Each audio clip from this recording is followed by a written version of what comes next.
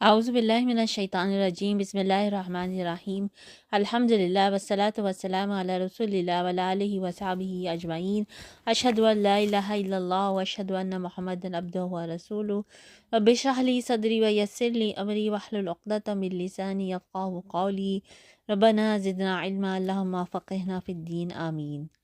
دورہ قرآن کے سلسلے کو آگے بڑھاتے ہوئے آج ہم اسٹڈی کریں گے چوتھے سپارے کی ترجمے کی۔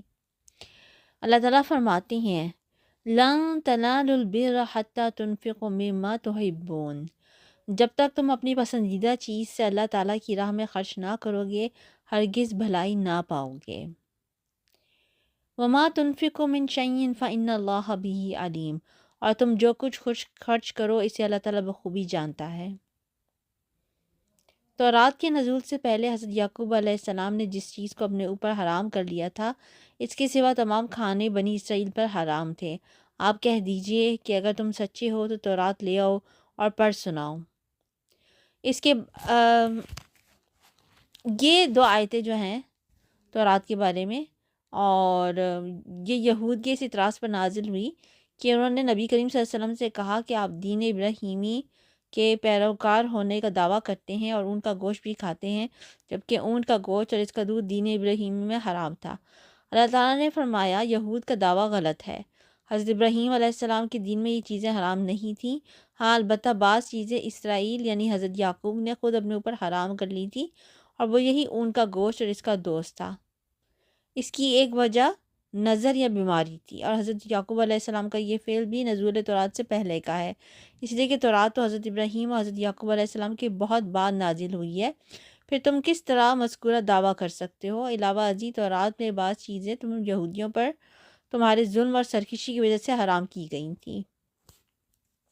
اس کے بعد اللہ تعالیٰ فرماتے ہیں اس کے بعد بھی وہ لوگ اللہ تعالیٰ پر جھوٹ بہتان باندھے وہی ظالم ہیں۔ کہہ دیجئے کہ اللہ تعالیٰ سچا ہے، تم سب ابراہیم حنیف کی ملت کی پیروی کرو جو مشرک نہ تھے۔ اللہ تعالیٰ کا پہلا گھر جو لوگوں کے لیے مقرر کر دیا گیا وہی ہے جو مکہ تشریف میں ہے، جو تمام دنیا کے لیے برکت و ہدایت والا ہے، جس میں کھلی کھلی نشانیاں ہیں، مقام ابراہیم ہے، اس میں جو آج امن والا ہو جاتا ہے۔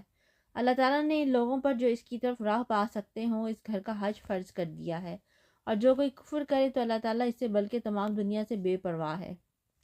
قُلْ يَا أَهْلَ الْكِتَابِ لِمَ تَكْفُرُونَ بِآيَاتِ اللَّهِ وَاللَّهُ شَهِيدٌ عَلَى مَا تَعْمَلُونَ، آپ کہہ دیجئے کہ اے اہل کتاب تم اللہ تعالیٰ کی آیتوں کے ساتھ کفر کیوں کرتے ہو؟ جو کچھ تم کرتے ہو اللہ تعالیٰ اس پر گواہ ہے۔ ان اہل کتاب سے کہو کہ تم اللہ تعالیٰ کی راہ سے مومنوں کو کیوں روکتے ہو اور اس میں عیب ٹٹولتے ہو، حالانکہ تم خود شاہد ہو اللہ تعالیٰ تمہارے اعمال سے بے خبر نہیں۔ یا ایھا الذین آمنوا ان تطیعوا فریقا من الذین اوتوا الکتاب یردوکم بعد ایمانکم کافرین، اے ایمان والو اگر تم اہل کتاب کی کسی جماعت کی باتیں مانو گے تو وہ تمہیں تمہاری ایمانداری کے بعد مرتد کافر بنا دیں گے۔ گو یہ ظاہر ہے کہ تم گو یہ ثابت ہے کہ تم کیسے کفر کر سکتے ہو باوجود یہ کہ تم پر اللہ تعالیٰ کی آیتیں پڑھی جاتی ہیں اور تم میں رسول اللہ صلی اللہ علیہ وسلم موجود ہیں۔ وَمَن يَعْتَصِم بِاللَّهِ فَقَدْ هُدِيَ إِلَىٰ صِرَاطٍ مُّسْتَقِيمٍ، جو شخص اللہ تعالیٰ کے دین کو مضبوط تھام لے تو بلا شبہ اسے راہ راست دکھا دی گئی ہے۔ یا ایھا الذین آمنوا اتقوا اللہ حق تقاتہ ولا تموتن الا وانتم مسلمون، اے ایمان والو اللہ تعالیٰ سے اتنا ڈرو جتنا اس سے ڈرنا چاہیے، اور دیکھو مرتے دم تک مسلمان ہی رہنا۔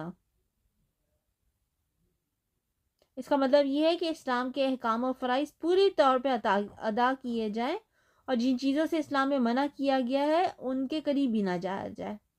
وَاعْتَصِمُوا بِحَبْلِ اللَّهِ جَمِيعًا وَلَا تَفَرَّقُوا، اللہ تعالیٰ کی رسی کو سب مل کر مضبوط تھام لو اور پھوٹ نہ ڈالو، اور اللہ تعالیٰ کی اس وقت کی نعمت کو یاد کرو جب تم ایک دوسرے کے دشمن تھے تو اس نے تمہارے دلوں میں الفت ڈال دی، پس تم اس کی مہربانی سے بھائی بھائی ہو گئے، اور تم آگ کی گہرے کے کنارے پہنچ چکے تھے تو اس نے تمہیں بچا لیا۔ اللہ تعالیٰ اسی طرح تمہارے لیے اپنی نشانیاں بیان کرتا ہے تاکہ تم ہدایت پاؤ۔ تم میں سے ایک جماعت ایسی ہونی چاہیے جو بھلائی کی طرف بلائے اور نیک کاموں کا حکم کرے اور برے کاموں سے روکے، اور یہی لوگ فلاح اور نجات پانے والے ہیں۔ تم ان لوگوں کی طرح نہ ہو جانا جنہوں نے اپنے پاس روشن دلیلیں آ جانے کے بعد بھی تفرقہ ڈالا اور اختلاف کیا۔ انہی لوگوں کے لیے بڑا عذاب ہے، جس دن بعض چہرے سفید ہوں گے اور بعض سیاہ۔ سیاہ چہرے والوں سے کہا جائے گا کہ کیا تم نے ایمان لانے کے بعد کفر کیا؟ اب اپنے کفر کا عذاب چکھو۔ اور سفید چہرے والے اللہ تعالیٰ کی رحمت میں داخل ہوں گے اور اس میں ہمیشہ رہیں گے۔ اے نبی تم ان حقانی آیتوں کی تلاوت ہم ان حقانی آیتوں کی تلاوت آپ پر کر رہے ہیں، اور اللہ تعالیٰ کا ارادہ لوگوں پر ظلم کرنے کا نہیں۔ وَلِلَّهِ مَا فِي السَّمَاوَاتِ وَمَا فِي الْأَرْضِ وَإِلَى اللَّهِ تُرْجَعُ الْأُمُورُ۔ اللہ تعالیٰ ہی کے لیے ہے جو کچھ آسمانوں اور زمین میں ہے، اور اللہ تعالیٰ ہی کی طرف تمام کام لوٹائے جاتے ہیں۔ كُنتُمْ خَيْرَ أُمَّةٍ أُخْرِجَتْ لِلنَّاسِ تَأْمُرُونَ بِالْمَعْرُوفِ وَتَنْهَوْنَ عَنِ الْمُنكَرِ وَتُؤْمِنُونَ بِاللَّهِ۔ تم بہترین امت ہو جو لوگوں کے لیے ہی پیدا کی گئی ہے کہ تم نیک باتوں کا حکم کرتے ہو اور بری باتوں سے روکتے ہو، اور اللہ تعالیٰ پر ایمان رکھتے ہو۔ اس آیت میں امت مسلمہ کو خیر امت قرار دیا گیا ہے، اور اس کی علت بھی بیان کر دی گئی ہے جو امر بالمعروف اور نہی عن المنکر اور ایمان باللہ ہے۔ گویا یہ امت اگر ان امتیازی خصوصیات سے متصف رہے گی تو خیر امت ہے، بصورت دیگر اس امتیاز سے محروم قرار پا سکتی ہے۔ اس کے بعد اہل کتاب کی مذبت سے بھی اسی نقطے کی وضاحت مقصود معلوم ہوتی ہے کہ جو امر بالمعروف اور نہی عن المنکر کرے گا وہ بھی اہل کتاب کے مشابہ قرار پائے گا، نہیں کرے گا، یعنی جو امر بالمعروف اور نہی عن المنکر نہیں کرے گا وہ بھی اہل کتاب کے مشابہ قرار پائے گا۔ تو اللہ تعالیٰ کیا کہہ رہے ہیں؟ اللہ تعالیٰ کہہ رہے ہیں تم بہترین امت ہو جو لوگوں کے لیے ہی پیدا کی گئی ہے کہ تم نیک باتوں کا حکم کرتے ہو اور بری باتوں سے روکتے ہو اور اللہ تعالیٰ پر ایمان رکھتے ہو۔ اگر اہل کتاب بھی ایمان لاتے تو ان کے لیے بہتر تھا، ان میں ایمان والے بھی ہیں لیکن اکثر تو فاسق ہے۔ یہ تمہیں ستانے کے سوا اور کچھ ضرر نہیں پہنچا سکتے، اگر لڑائی کا موقع آ جائے تو پیٹھ موڑ لیں گے، پھر مدد نہ کیے جائیں گے۔ ان پر ہر جگہ ذلت کی مار پڑی الا یہ کہ اللہ تعالیٰ کی یا لوگوں کی پناہ میں ہو۔ یہ غضب الہی کے مستحق ہو گئے اور ان پر فقیری ڈال دی گئی، یہ اس لیے کہ یہ لوگ اللہ تعالیٰ کی آیتوں سے کفر کرتے تھے اور بے وجہ انبیاء کو قتل کرتے تھے۔ یہ بدلہ ہے ان کی نافرمانیوں اور زیادتیوں کا۔ اب یہ دیکھیں کہ ان کی نافرمانیوں اور زیادتیوں کا یہ بدلہ ان کو مل رہا ہے کہ ان کو ایمان نصیب نہیں ہو رہا۔ ان کی جنریشن سے جنریشن گزر گئی ہیں، اسلام کی دعوت کہاں سے کہاں پہنچ گئی ہے، لیکن پھر بھی ان میں سے اکثر جو ہے ابھی بھی اپنی ہر دھرمی میں ارے ہوئے ہیں۔ یہ سارے کے سارے یکساں نہیں بلکہ ان اہل کتاب میں ایک جماعت حق پر قائم رہنے والی بھی ہے جو راتوں کے وقت بھی کلام اللہ کی تلاوت کرتے ہیں اور سجدے بھی کرتے ہیں۔ یہ اللہ تعالیٰ پر اور قیامت کے دن پر ایمان بھی رکھتے ہیں، بھلائیوں کا حکم کرتے ہیں اور برائیوں سے روکتے ہیں اور بھلائی کے کاموں میں جلدی کرتے ہیں۔ یہ نیک وقت لوگوں میں سے ہیں۔ یہ جو کچھ بھی بھلائیاں کریں ان کی ناقدری نہ کی جائے گی، اور اللہ تعالیٰ پرہیزگاروں کو خوب جانتا ہے۔ کافروں کے ان کے مال اور ان کی اولاد اللہ کے ہاں کچھ کام نہ آئے گی، یہ تو جہنمی ہیں جو ہمیشہ اسی میں پڑے رہیں گے۔ یہ کفار جو خرچ اخراجات کریں اس کی مثال یہ ہے کہ ایک تند ہوا چلی جس میں پالا تھا جو ظالموں کی کھیتی پر پڑا اور اسے تہس نہس کر دیا۔ یعنی قیامت والے دن کافروں کے نہ مال کچھ کام آئیں گے نہ اولاد، حتیٰ کہ رفاہی اور بظاہر بلائی کے کاموں پر وہ جو خرچ کرتے ہیں وہ بھی بیکار جائیں گے۔ اللہ تعالیٰ نے ان پر ظلم نہیں کیا بلکہ وہ خود اپنی جانوں پر ظلم کرتے تھے۔ اے ایمان والو تم اپنا دلی دوست ایمان والوں کے سوا اور کسی کو نہ بناؤ۔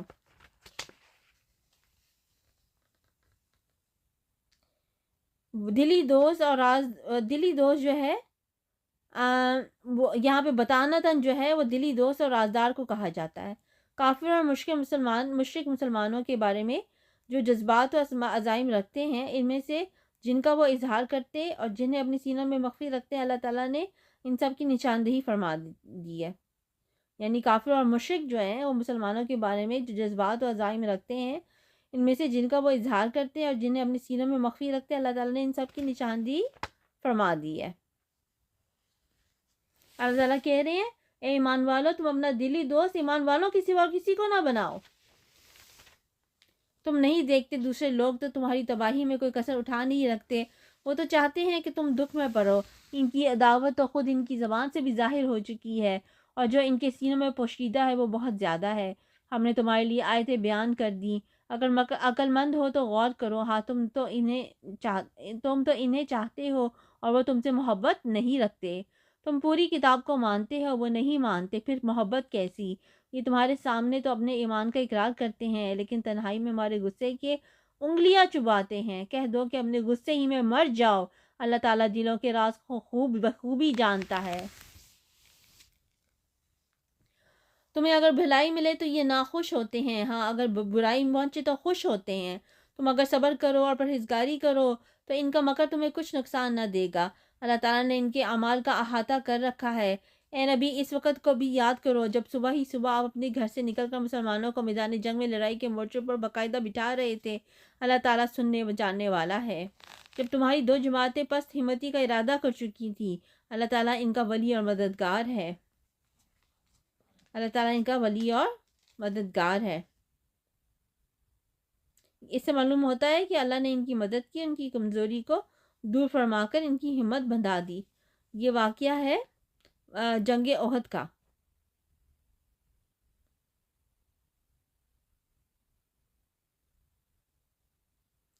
اس کا پس منظر مختصراً یہ ہے کہ جب جنگ بدر 2 ہجری میں کفار کو عبرتناک نشکست ہوئی، ان کے 70 آدمی مارے گئے اور 70 قید ہوئے، تو ان کفار کے لیے بڑی بدنامی کا باعث اور ڈوب مرنے کا مقام تھا۔ چنانچہ انہوں نے مسلمانوں کے خلاف ایک زبردست انتقامی جنگ کی تیاری کی، جس میں عورتیں بھی شریک ہوئیں۔ ادھر مسلمانوں کو جب اس کا علم ہوا کہ کافر 3000 کی تعداد میں احد پہاڑ کے قریب خیمہ زن ہو گئے، تو نبی کریم صلی اللہ علیہ وسلم نے صحابہ رضی اللہ عنہ سے مشورہ کیا کہ وہ مدینہ میں ہی رہ کر لڑیں یا مدینہ سے باہر نکل کر مقابلہ کریں۔ بعض صحابہ رضی اللہ عنہم نے اندر رہ کر ہی مقابلے کا مشورہ دیا، اور رئیس المنافقین عبداللہ بن ابی نے بھی اسی رائے کا اظہار کیا۔ لیکن اس کے برعکس بعض پرجوش صحابہ رضی اللہ عنہ نے، جنہیں جنگ بدر میں حصہ لینے کی سعادت حاصل نہیں ہوئی تھی، مدینہ سے باہر جا کر لڑنے کی حمایت کی۔ چنانچہ مسلمان 1000 کی تعداد میں روانہ ہو گئے، مگر صبح دم جب مقاط شوط پر پہنچے تو عبداللہ بن ابی نے اپنے 300 ساتھی سمیت یہ کہہ کر واپس آ گیا کہ اس کی رائے نہیں مانی گی، خواہ خواہ جانے دینے کا کیا فائدہ۔ اس کے اس فیصلے سے وقتی طور پر بعض مسلمان بھی متاثر ہو گئے اور انہوں نے بھی کمزوری کا مظاہرہ کیا۔ یہاں پہ انہی کے ذکر ہو رہا ہے کہ اللہ تعالیٰ کہہ رہے ہیں جب تمہاری 2 جماعتیں پست ہمتی کا ارادہ کر چکی تھی، اللہ تعالیٰ ان کا ولی اور مددگار ہے، یعنی ان کی کمزوری کو اللہ تعالیٰ نے دور فرما کر ہمت بھرا دی۔ اور اسی کی پاک ذات پر مومنوں کو بھروسہ رکھنا چاہیے۔ جنگ بدر میں اللہ تعالیٰ نے عین اس وقت تمہاری مدد فرمائی جبکہ تم نہایت گری ہوئی حالت میں تھے، اس لیے اللہ ہی سے ڈرو، نہ کسی اور سے، تاکہ تمہیں شکر گزاری کی توفیق ہو، اور یہ شکر گزاری باعث نصرت و امداد ہو۔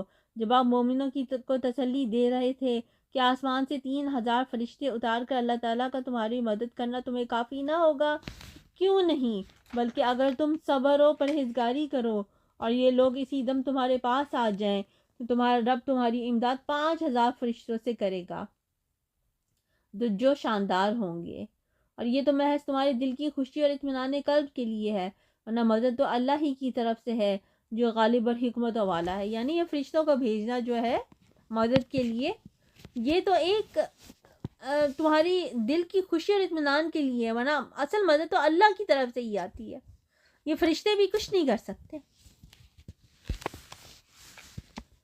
اس امداد الہی کا مقصد یہ تھا کہ اللہ کافروں کی ایک جماعت کو کاٹ دے یا انہیں ذلیل کر ڈالے اور سارے کے سارے نامراد ہو کر واپس چلے جائیں۔ لیس لک من الامر شیء او یتوب علیہم او یعذبہم فانہم ظالمون۔ اے پیغمبر، آپ کے اختیار میں کچھ نہیں، اللہ تعالیٰ چاہے تو ان کی توبہ قبول کرے یا عذاب دے کیونکہ وہ ظالم ہیں۔ یعنی ان کافروں کو ہدایت دینا یا ان کے معاملے میں کسی بھی قسم کا فیصلہ کرنا سب اللہ کے اختیار میں ہے۔ حدیث میں آتا ہے کہ جنگ احد میں نبی کریم صلی اللہ علیہ وسلم کے دندان مبارک بھی شہید ہو گئے اور چہرہ مبارک بھی زخمی ہوا، تو آپ صلی اللہ علیہ وسلم نے فرمایا وہ قوم کس طرح فلاح یاب ہوگی جس نے اپنے نبی کو زخمی کر دیا۔ وَلِلَّهِ مَا فِي السَّمَاوَاتِ وَمَا فِي الْأَرْضِ يَغْفِرُ لِمَن يَشَاءُ وَيُعَذِّبُ مَن يَشَاءُ واللہ غفور رحیم۔ آسمانوں اور زمین میں جو کچھ ہے سب اللہ ہی کا ہے، وہ جسے چاہے بخشے، جسے چاہے عذاب کرے۔ اللہ تعالیٰ بخشش کرنے والا مہربان ہے۔ اے ایمان والو، بھرا چڑھا کر سود نہ کھاؤ اور اللہ تعالیٰ سے ڈرو تاکہ تمہیں نجات ملے، اور اس آگ سے ڈرو جو کافروں کے لیے تیار کی گئی ہے، اور اللہ اور اس کے رسول کی فرمانبرداری کرو تاکہ تم پر رحم کیا جائے، اور اپنے رب کی بخشش کی طرف اور اس جنت کی طرف دوڑو جس کا عرض آسمانوں اور زمین کے برابر ہے، جو پرہیزگاروں کے لیے تیار کی گئی ہے۔ جو لوگ آسانی میں، سختی کے موقع پر بھی اللہ کے راستے میں خرچ کرتے ہیں، غصہ پینے والے اور لوگوں سے درگزر کرنے والے ہیں، اللہ تعالیٰ ان نیکوکاروں کو دوست رکھتا ہے۔ جب ان سے کوئی ناشائستہ کام ہو جائے یا کوئی گناہ کر بیٹھیں تو فوراً اللہ کا ذکر اور اپنے گناہوں کے لیے استغفار کرتے ہیں۔ فی الواقع اللہ تعالیٰ کے سوا اور کون گناہوں کو بخش سکتا ہے، اور وہ لوگ باوجود علم کے کسی برے کام پر اڑ نہیں جاتے۔ انہی کا بدلہ ان کے رب کی طرف سے مغفرت ہے اور جنتیں ہیں جن کے نیچے نہریں بہتی ہیں، جن میں وہ ہمیشہ رہیں گے۔ ان نیک کاموں کے کرنے والوں کا ثواب کیا ہی اچھا ہے۔ تم سے پہلے بھی ایسے واقعات گزر چکے ہیں، تو زمین میں چل پھر کر دیکھ لو کہ آسمانی تعلیم کے جھٹلانے والوں کا کیا انجام ہوا۔ عام لوگوں کے لیے تو یہ قرآن بیان ہے اور پرہیزگاروں کے لیے ہدایت و نصیحت ہے۔ تم نہ سستی کرو اور نہ غمگین ہو، تم ہی غالب رہو گے اگر تم ایماندار ہو۔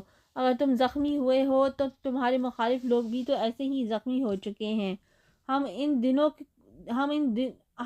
دنوں کو لوگوں کے درمیان عدالتیں بدلتے رہتے ہیں۔ شکست عہد اس لیے تھی کہ اللہ تعالیٰ ایمان والوں کو جان لے اور تمہیں سے بعض کو شہادت کا درجہ عطا فرمائے۔ اللہ تعالیٰ ظالموں کو دوست نہیں رکھتا۔ یہ وجہ بھی تھی کہ اللہ تعالیٰ ایمان والوں کو بالکل الگ کر دے اور کافروں کو مٹا دے۔ عہد میں مسلمانوں کی جو عارضی شکست ان کی اپنی کوتاہی کی وجہ سے ہوئی، اس میں بھی مستقبل کے لیے کئی حکمتیں پنہاں تھیں جنہیں اللہ تعالیٰ آگے بیان فرما رہا ہے۔ ایک یہ کہ اللہ تعالیٰ ایمان والوں کو جان لے، کیونکہ صبر و استقامت ایمان کا تقاضا ہے۔ جنگ کی شدتوں اور مصیبتوں میں جنہوں نے صبر و استقامت کا مظاہرہ کیا، یقیناً وہ سب مومن ہیں۔ دوسری یہ کہ کچھ لوگوں کو شہادت کے مرتبے پر فائز کر دے۔ تیسری یہ کہ ایمان والوں کی ان کے گناہوں سے پاک کر دے، کافروں کو مٹا دے۔ وہ اس طرح کے وقتی فتح یابی سے ان کی سرکشی اور تکبر میں اضافہ ہوگا، اور یہی چیز ان کی تباہی و ہلاکت کا سبب بنے گی۔ ام حسبتم ان تدخلوا الجنۃ ولما يعلم اللہ الذین جاہدوا منکم ویعلم الصابرین۔ کیا تم یہ سمجھ بیٹھے ہو کہ تم جنت میں چلے جاؤ گے، حالانکہ اب تک اللہ تعالیٰ نے یہ معلوم نہیں کیا کہ تم میں سے جہاد کرنے والے کون ہیں اور صبر کرنے والے کون ہیں۔ اور بے شک اللہ جانتا ہے کہ کون کیسا ہے، لیکن اتمام حجت کے لیے جو ہے ایسے واقعات ہوتے ہیں۔ جنگ سے پہلے تو تم شہادت کی آرزو میں تھے، اب اسے اپنی آنکھوں سے اپنے سامنے دیکھ لیا۔ حضرت محمد صلی اللہ علیہ وسلم صرف رسول ہی ہیں، ان سے پہلے بہت سے رسول ہو چکے۔ کہ اگر ان کا انتقال ہو جائے یا یہ شہید ہو جائے تو تم اسلام سے اپنے ایڑیوں کے بل پھر جاؤ گے، اور جو کوئی پھر جائے اپنی ایڑیوں پر تو ہرگز اللہ تعالیٰ کا کچھ نہ بگاڑے گا۔ عنقریب اللہ تعالیٰ شکر گزاروں کو نیک بدلہ دے گا۔ بغیر اللہ تعالیٰ کے حکم کے کوئی جاندار نہیں مر سکتا، مقرر شدہ وقت لکھا ہوا ہے۔ دنیا کی چاہت والوں کو ہم کچھ دنیا دے دیتے ہیں، اور آخرت کا ثواب چاہنے والوں کو ہم وہ بھی دیں گے، اور احسان ماننے والوں کو ہم بہت جلد نیک بدلہ دیں گے۔ یعنی یہ کیا ہوتا ہے کہ انسان کا مقصد ہوتا ہے کوئی بھی کام کر کے دنیا اس کا مقصد ہوتا ہے، اور ایک یہ کام ہوتا ہے کہ انسان کا کوئی بھی کام کرتے ہوئے مقصد ہوتا ہے دنیا اور آخرت۔ یعنی ایک انسان اگر ڈاکٹر بن رہا ہے تو اگر ایک تو اس کی نیت ہو سکتی ہے کہ میں ڈاکٹر بنوں گا، بہت کماؤں گا، بڑا گھر لوں گا وغیرہ وغیرہ، اور دوسری اس کی یہ بھی نیت ہو سکتی ہے کہ ڈاکٹر بنوں گا تو لوگوں کی خدمت کروں گا، لوگوں کو شفا حاصل کرنے میں مدد کروں گا، تو پھر وہ اس کا مقصد جو ہے وہ آخرت بھی بن جاتا ہے۔ بہت سے نبیوں کے ہم رکاب ہو کر بہت سے اللہ والے جہاد کر چکے ہیں۔ انہیں بھی اللہ کی راہ میں تکلیفیں پہنچی، لیکن نہ تو انہوں نے اپنی ہمت ہاری، نہ سست رہے اور نہ دبے، اور اللہ صبر کرنے والوں کو ہی چاہتا ہے۔ وہ یہی کہتے رہیں گے، ربنا اغفر لنا ذنوبنا واسرافنا فی امرنا وثبت اقدامنا وانصرنا علی القوم الکافرین، اے پروردگار ہمارے گناہوں کو بخش دے اور ہم سے ہمارے کاموں میں جو بے جا زیادتیاں ہوئی ہیں اسے بھی معاف فرما، اور ہمیں ثابت قدمی عطا فرما، اور ہمیں کافروں کی قوم پر مدد دے۔ اللہ تعالیٰ نے انہیں دنیا کا ثواب بھی دیا اور آخرت کے ثواب کی خوبی بھی عطا فرمائی، اور اللہ تعالیٰ نیک لوگوں کو دوست رکھتا ہے۔ اے ایمان والو، اگر تم کافروں کی باتیں مانو گے تو وہ تمہیں تمہاری ایڑیوں کے بل پلٹا دیں گے، یعنی تمہیں مرتد بنا دیں گے، پھر تم نامراد ہو جاؤ گے، بلکہ اللہ ہی تمہارا مولا ہے اور وہی بہترین مددگار ہے۔ یعنی کافروں سے امیدیں نہیں رکھنی چاہیے، اللہ ہی مدد کرنے والا ہے، اللہ ہی مولا ہے۔ ہم عنقریب کافروں کے دلوں میں رعب ڈال دیں گے، اس وجہ سے کہ یہ اللہ کے ساتھ ان چیزوں کو شریک کرتے ہیں جس کی کوئی دلیل اللہ نے نہیں اتاری۔ ان کا ٹھکانہ جہنم ہے اور ان ظالموں کی بری جگہ ہے۔ اللہ تعالیٰ نے تم سے اپنا وعدہ سچا کر دکھایا جبکہ تم اس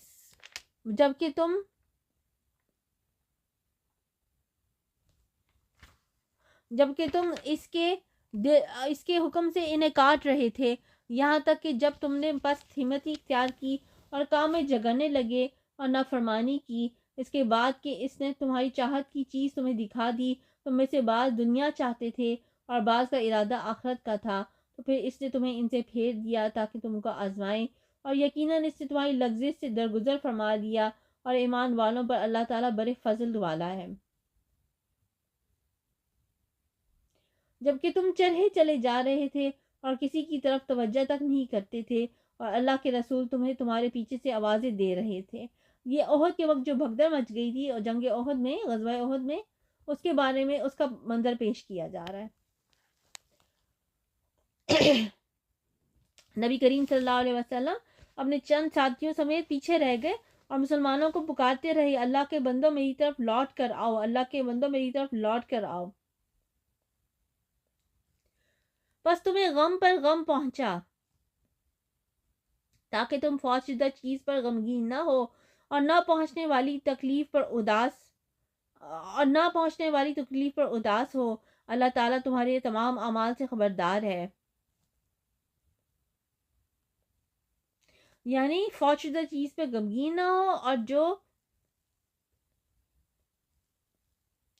تکلیف تم پہ پہنچی ہے اس پہ اداس نہ ہو۔ یعنی یہ غم پر غم اس لیے دیا تاکہ تمہارے اندر شدائد برداشت کرنے کی قوت اور عزم و حوصلہ پیدا ہو۔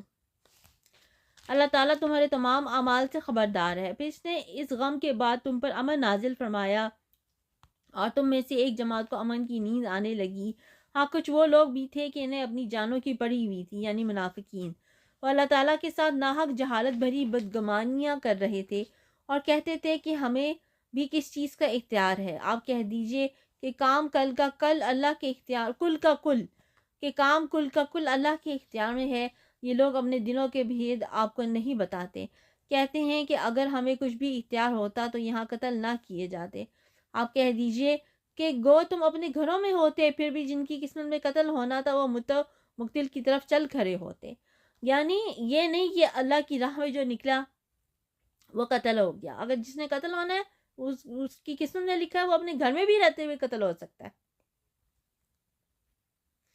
اللہ تعالیٰ کو تمہارے سینوں کے اندر کی چیز کا آزمانا اور جو کچھ تمہارے دلوں میں ہے اس کو پاک کرنا تھا، اور اللہ تعالیٰ دلوں کے بھیدوں سے آگاہ ہے۔ یعنی مومن کون ہے، منافق کون ہے، اللہ تعالیٰ نے سب کو الگ الگ کرنا تھا، سب کی پہچان کروانی تھی۔ تم میں سے جن لوگوں نے اس دن پیٹھ دکھائی جس دن دونوں جماعتوں کی مدبھیر ہوئی تھی، یہ لوگ اپنے بعض کرتوتوں کے باعث شیطان کے پھسلانے میں آ گئے، لیکن یقین جانو کہ اللہ تعالیٰ نے انہیں معاف کر دیا۔ اللہ تعالیٰ بخشنے والا اور تحمل والا ہے۔ اے ایمان والو، تم ان لوگوں کی طرح نہ ہو جانا جنہوں نے کفر کیا اور اپنے بھائیوں کے حق میں جبکہ وہ سفر میں ہوں یا جہاد میں ہو کہا کہ اگر یہ ہمارے پاس ہوتے تو نہ مرتے اور نہ مارے جاتے۔ اس کی وجہ یہ تھی کہ اس خیال کو اللہ تعالیٰ ان کی دلی حسد کا سبب بنا دے۔ اللہ تعالیٰ جلاتا ہے اور مارتا ہے اور اللہ تمہارے عمل کو دیکھ رہا ہے۔ سورہ نساء میں بھی اسی طرح کی آیت ہے جس میں کہا گیا تم جہاں کہیں بھی ہو موت تمہیں پا لے گی اگرچہ تم ہو مضبوط قلعوں میں، یعنی اب جہاں بھی ہو، جب ہمیں موت آنی ہے وہ آ جانی ہے، تو موت کے ڈر سے نیک کاموں سے پیچھے نہیں رہنا چاہیے، اللہ کی راہ میں اسٹرائیو کرنے سے پیچھے نہیں رہنا چاہیے۔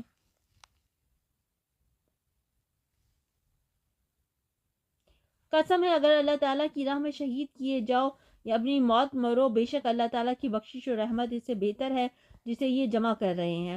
ہاں بہرحال یہ ہے کہ اپنے طور پہ اس کام میں نہیں نکلنا، جیسے جیسے انسان کے مسلمان ملک کی گورنمنٹس انسٹرکشنز دیتی ہیں ویسے ہی کرنا ہے۔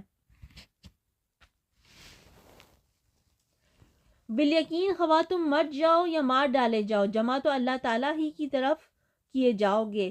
اللہ تعالیٰ کی رحمت کے باعث آپ ان پر نرم دل ہیں، اور اگر آپ بد زبان اور سخت دل ہوتے تو یہ سب آپ کے پاس سے چھٹ جاتے۔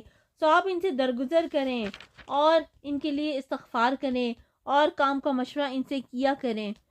پھر جب آپ کا پختہ ارادہ ہو جائے تو اللہ تعالیٰ پر بھروسہ کریں، بے شک اللہ تعالیٰ توکل کرنے والوں کو دوست رکھتا ہے۔ اگر اللہ تعالیٰ تمہاری مدد کرے تو تم پر کوئی غالب نہیں آ سکتا، اور اگر وہ تمہیں چھوڑ دے تو اس کے بعد کون ہے جو تمہاری مدد کرے؟ ایمان والوں کو اللہ تعالیٰ ہی پر بھروسہ رکھنا چاہیے۔ ناممکن ہے کہ نبی سے خیانت ہو جائے، ہر خیانت کرنے والا خیانت کو لیے ہوئے قیامت کے دن حاضر ہوگا، پھر ہر شخص اپنے اعمال کا پورا پورا بدلہ دیا جائے گا اور وہ ظلم نہ کیے جائیں گے۔ کیا پس وہ شخص جو اللہ تعالیٰ کی خوشنودی کے در پہ ہے اس شخص جیسا ہے جو اللہ تعالیٰ کی ناراضگی لے کر لوٹتا ہے اور جس کی جگہ جہنم ہے جو بدترین جگہ ہے؟ اللہ ہم سب کو معاف فرمائے اور اپنی ناراضگی سے بچا کے رکھے۔ اللہ تعالیٰ کے پاس ان کے الگ الگ درجے ہیں اور ان کے تمام اعمال کو اللہ بخوبی دیکھ رہا ہے۔ بے شک مسلمانوں پر اللہ تعالیٰ کا بڑا احسان ہے کہ انہی میں سے ایک رسول ان میں بھیجا جو انہیں اس کی آیتیں پڑھ کر سناتا ہے اور انہیں پاک کرتا ہے اور انہیں کتاب اور حکمت سکھاتا ہے۔ یقیناً یہ سب اس سے پہلے کھلی گمراہی میں تھے۔ کیا بات ہے کہ جب تمہیں ایک ایسی تکلیف پہنچی کہ تم اس جیسی دو چند پہنچا چکے تو یہ کہنے لگے کہ یہ کہاں سے آ گئی؟ آپ کہہ دیجئے کہ یہ خود تمہاری طرف سے ہے، بے شک اللہ تعالیٰ ہر چیز پر قادر ہے۔ اور تمہیں جو کچھ اس دن پہنچا جس دن دو جماعتوں میں بھیڑ ہوئی تھی وہ سب اللہ کے حکم سے تھا، اور اس لیے کہ اللہ تعالیٰ ایمان والوں کو جان لے اور منافقوں کو بھی معلوم کرے، جن سے کہا گیا کہ آؤ اللہ کی راہ میں جہاد کرو یا کافروں کو ہٹاؤ، تو وہ کہنے لگے کہ اگر ہم لڑائی جانتے ہوتے تو ضرور ساتھ دیتے۔ وہ اس دن بنسبت ایمان کے کفر سے بہت قریب تھے۔ اپنے منہ سے وہ باتیں بناتے ہیں جو ان کے دلوں میں نہیں، اور اللہ تعالیٰ خوب جانتا ہے جسے وہ چھپاتے ہیں۔ یہ وہ لوگ ہیں جو خود بھی بیٹھے رہے اور بھائیوں کی بابت بھی کہا کہ اگر وہ بھی ہماری بات مان لیتے تو قتل نہ کیے جاتے۔ کہہ دیجئے کہ اگر تم سچے ہو تو اپنی جانوں سے موت کو ہٹا دو۔ جو لوگ اللہ کی راہ میں شہید کیے گئے ہیں ان کو ہرگز مردہ نہ سمجھیں، بلکہ وہ زندہ ہیں، اپنے رب کے پاس روزیہ دیے جاتے ہیں۔ اللہ تعالیٰ نے اپنا فضل جو انہیں دے رکھا ہے اس سے بہت خوش ہیں اور خوشیاں منا رہے ہیں۔ ان لوگوں کی بابت جو اب تک ان سے نہیں ملے ان کے پیچھے ہیں، یوں کہ ان پر نہ کوئی خوف ہے اور نہ وہ غمگین ہوں گے۔ وہ خوش وقت ہیں اللہ کی نعمت اور فضل سے، اور اس سے بھی کہ اللہ تعالیٰ ایمان والوں کے اجر کو برباد نہیں کرتا۔ جن لوگوں نے اللہ اور رسول کے حکم کو قبول کیا اس کے بعد کہ انہیں پورے زخم لگ چکے تھے، ان میں سے جنہوں نے نیکی کی اور پرہیزگاری برتی ان کے لیے بہت زیادہ اجر ہے۔ وہ لوگ کہ جب ان سے لوگوں نے کہا کہ کافروں نے تمہارے مقابلے پر لشکر جمع کر لیے ہیں، تم ان سے خوف کھاؤ، تو اس بات نے انہیں ایمان میں اور بڑھا دیا اور کہنے لگے ہمیں اللہ کافی ہے اور وہ بہت اچھا کارساز ہے۔ نتیجہ یہ ہوا کہ اللہ کی نعمت و فضل کے ساتھ یہ لوٹے، انہیں کوئی برائی نہ پہنچی، انہوں نے اللہ تعالیٰ کی رضامندی کی پیروی کی۔ اللہ بہت بڑے فضل والا ہے۔ یہ خبر دینے والا صرف شیطان ہی ہے جو اپنے دوستوں سے ڈراتا ہے۔ تم ان کافروں سے نہ ڈرو اور میرا خوف رکھو اگر تم مومن ہو۔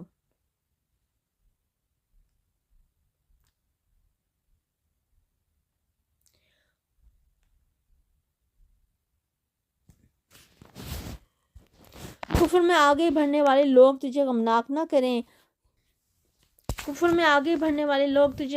نہ کریں، یقین مانو کہ اللہ تعالیٰ کا کچھ نہ بگاڑ سکیں گے۔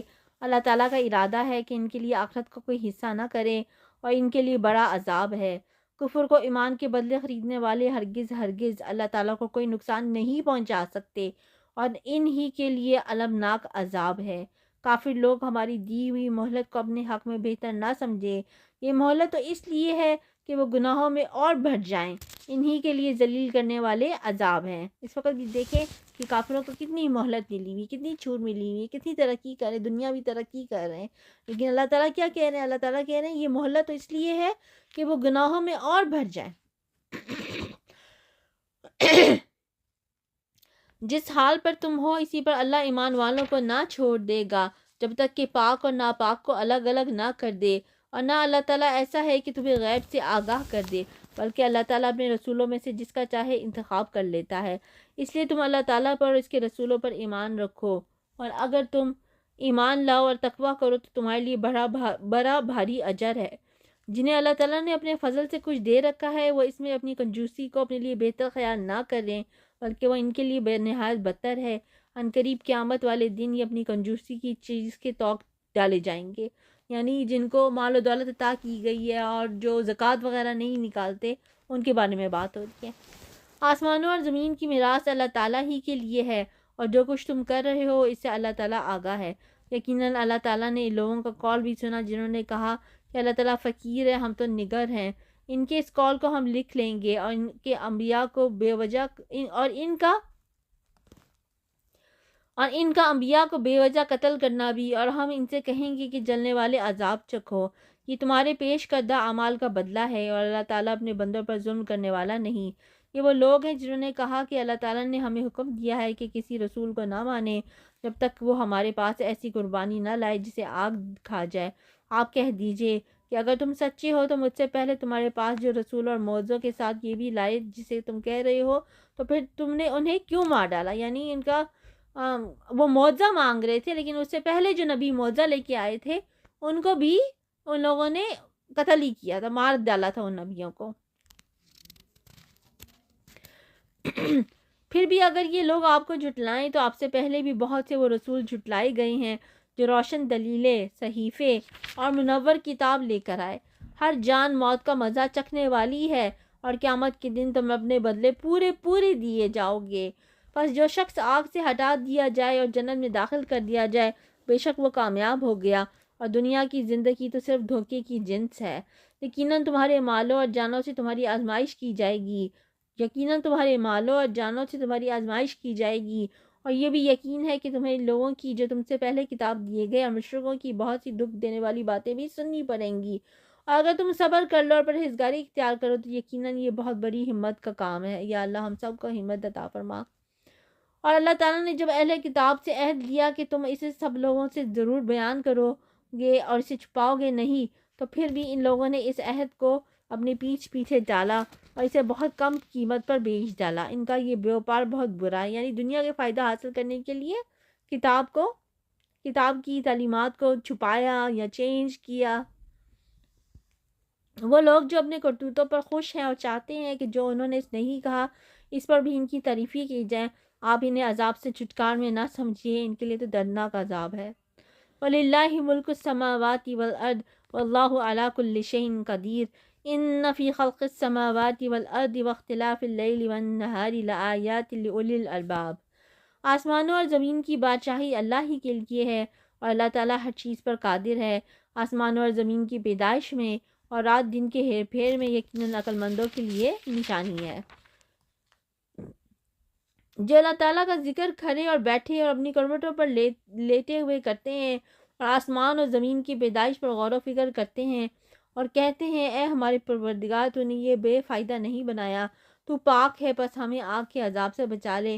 اے ہمارے پالنے والے، تو جسے جہنم میں ڈالے، یقیناً تو نے اسے رسوا کیا، اور ظالموں کا مددگار کوئی نہیں۔ اے ہمارے رب، ہم نے سنا کہ منادی کرنے والا با آواز بلند ایمان کی طرف بلا رہا ہے کہ لوگوں اپنے رب پر ایمان لاؤ، بس ہم ایمان لائے۔ یا الہی، اب تو ہمارے گناہ معاف فرما اور ہماری برائیاں ہم سے دور کر دے، اور ہماری موت نیکوں کے ساتھ کر۔ اے ہمارے پالنے والے معبود، ہمیں وہ دے جس کا وعدہ تو نے ہم سے اپنے رسولوں کی زبانی کیا ہے، اور ہمیں قیامت کے دن رسوا نہ کر، یقیناً تو وعدہ خلافی نہیں کرتا۔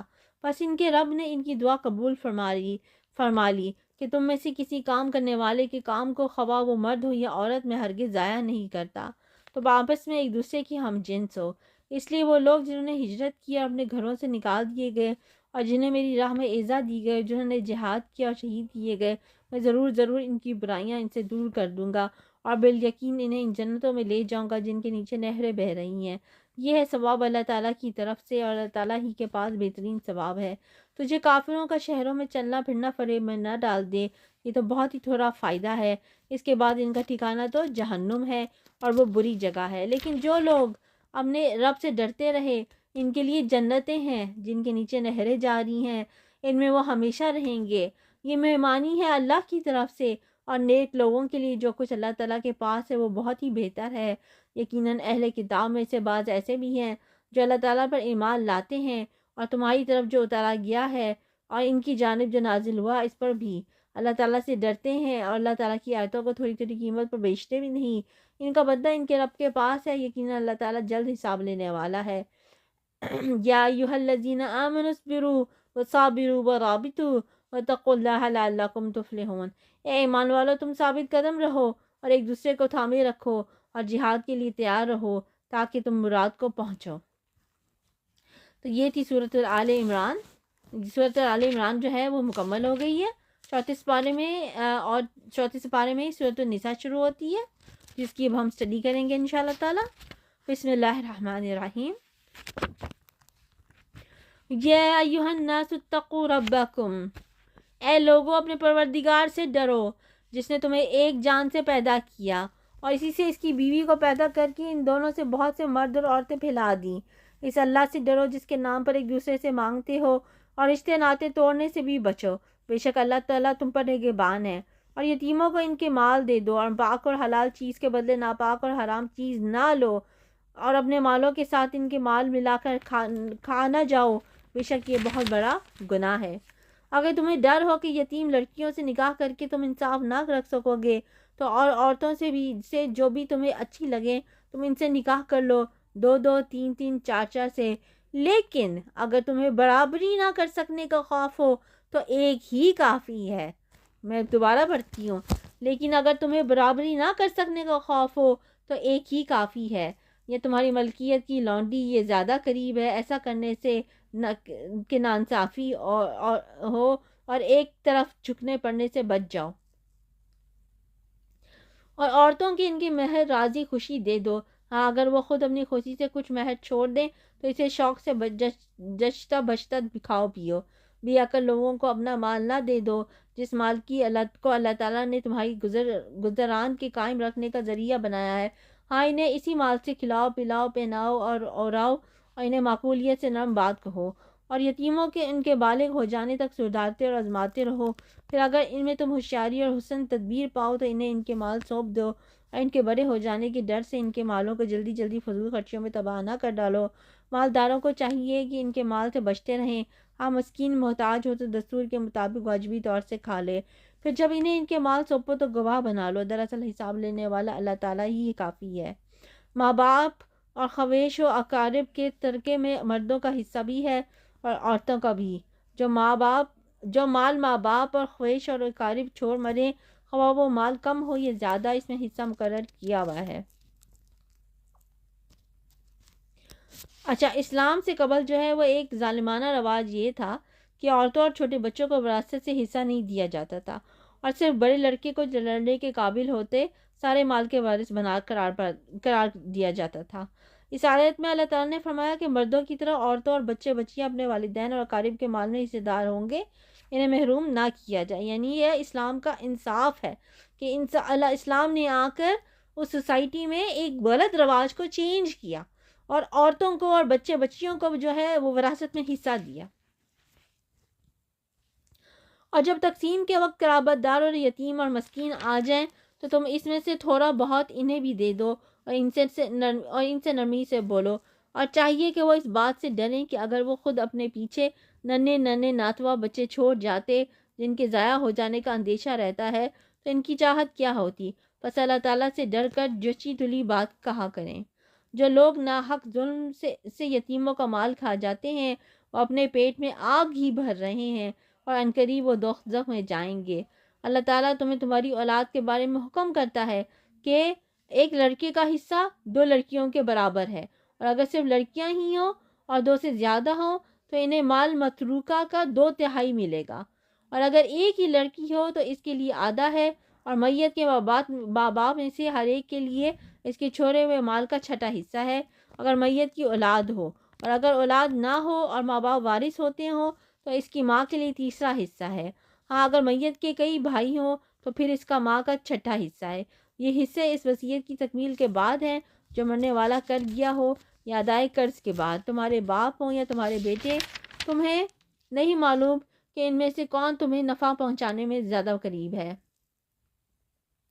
یہ حصہ اللہ تعالیٰ کی طرف سے مقرر کردہ ہے، بے شک اللہ تعالیٰ پوری علم اور کامل حکمت والا ہے۔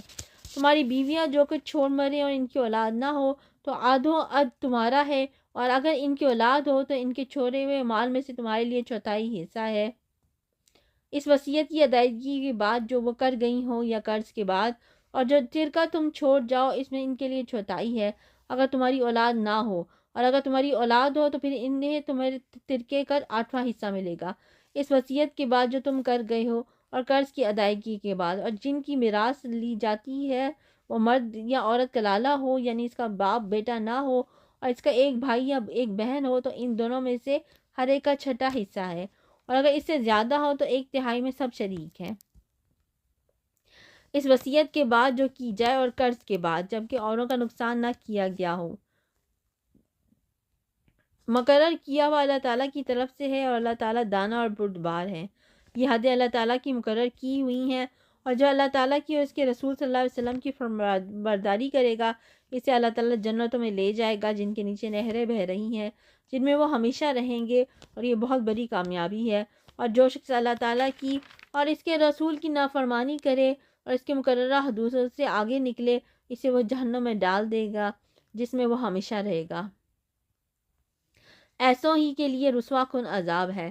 تمہاری عورتوں میں سے جو بے حیائی کا کام کرے ان پر اپنے میں سے 4 گواہ طلب کرو، اگر وہ گواہی دیں تو ان عورتوں کو گھروں میں قید رکھو یہاں تک کہ موت ان کی عمریں پوری کر دے یا اللہ تعالیٰ ان کے لیے کوئی اور راستہ نکالے۔ اس راستے سے مراد زنا کی وہ سزا ہے جو بعد میں مقرر کی گئی، یعنی شادی شدہ زنا کار مرد عورت کے لیے رجم اور غیر شادی شدہ بدکار مرد عورت کے لیے 100 کوڑے کی سزا۔ تم میں سے جو افراد ایسا کام کر لیں انہیں ایذا دو، اگر وہ توبہ اور اصلاح کر لیں تو ان سے منہ پھیر لو، بے شک اللہ تعالیٰ توبہ قبول کرنے والا اور رحم کرنے والا ہے۔ اللہ تعالیٰ صرف انہی لوگوں کی توبہ قبول فرماتا ہے جو بے وجہ نادانی کوئی برائی کر گزریں پھر جلد اس سے باز آ جائیں اور توبہ کریں، تو اللہ تعالیٰ بھی ان کی توبہ قبول کرتا ہے۔ اللہ تعالیٰ بڑے علم والا حکمت والا ہے۔ ان کی توبہ نہیں جو برائیاں کرتے چلے جائیں یہاں تک کہ جب ان میں سے کسی کے پاس موت آ جائے تو کہہ دے کہ میں نے اب توبہ کی۔ ان کی توبہ بھی قبول نہیں جو کفر پر ہی مر جائیں۔ یہی لوگ ہیں جن کے لیے ہم نے الگ عذاب تیار کر رکھا ہے۔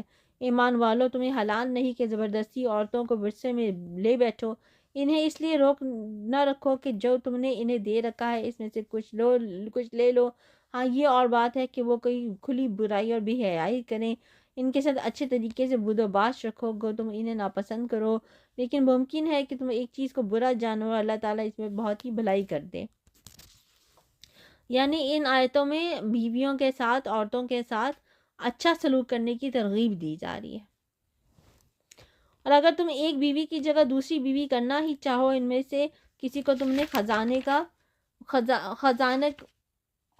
کا خزانہ دے رکھا ہو تو بھی اس میں سے کچھ نہ لو، کیا تم اسے ناحق اور کھلا گناہ کھوتے ہوئے بھی لے لو گے؟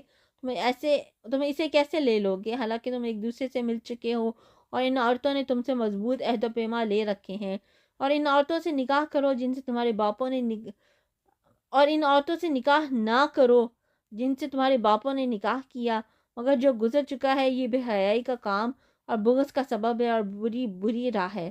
حرام کی گئی تم پر تمہاری مائیں اور تمہاری لڑکیاں اور تمہاری بہنیں، تمہاری پھوپھیاں اور تمہاری خالائیں اور بھائی کی لڑکیاں اور بہن کی لڑکیاں، اور تمہاری وہ مائیں جنہوں نے تمہیں دودھ پلایا ہو، اور تمہاری دودھ شریک بہنیں، اور تمہاری ساس اور تمہاری پرورش کردہ لڑکیاں جو تمہاری گود میں ہیں، تمہاری ان عورتوں سے جن سے تم دخول کر چکے ہو۔ ہاں، اگر تم نے ان سے جمع نہ کیا ہو تو تم پر کوئی گناہ نہیں، اور تمہارے سلبی سگے بیٹوں کی بیویاں اور تمہارا 2 بہنوں کا جمع کرنا، ہاں جو ہاں جو گزر چکا سو گزر چکا، یقیناً اللہ تعالیٰ بخشنے والا مہربان ہے۔ تو یہ تھا چوتھا سپارہ جس میں سورہ آل عمران ہم نے مکمل کی اور سورہ نساء کی کچھ آیتیں بھی کی۔ اب انشاءاللہ ہم کل پانچواں سپارہ پڑھیں گے انشاءاللہ تعالیٰ۔ تھوڑی سی میری آج زبان لڑکھ رہی تھی جس کے لیے میں معذرت خواہ ہوں۔